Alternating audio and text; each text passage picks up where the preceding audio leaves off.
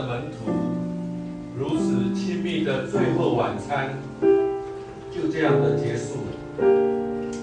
但就在那个晚上，犹大出卖了耶稣。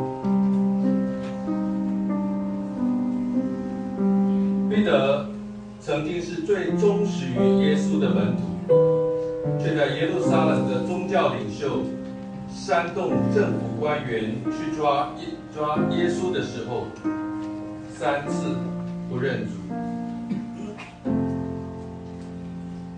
因为知道前面要走的路，耶稣出来往橄榄山去，在那里祷告说：“阿爸父啊！”